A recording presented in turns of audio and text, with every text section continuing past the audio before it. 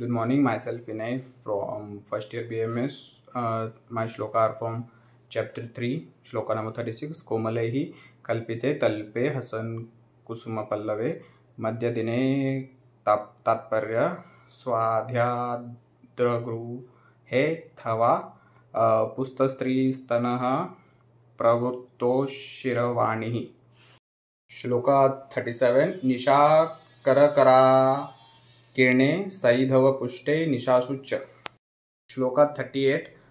स्वस्था चित्तस्य चन्द्रनादृश्य मालिनः निवृत्तकामतस्य सुषुप्ष तनुवासः. श्लोका 39.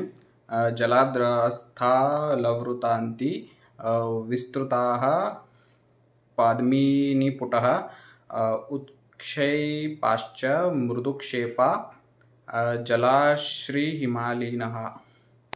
श्लोका 40. कर्पूरा मल्लिकामलः हरः सहरिचन्दनः मनोहरकलालापः शिशवः सारिकाः शुकः.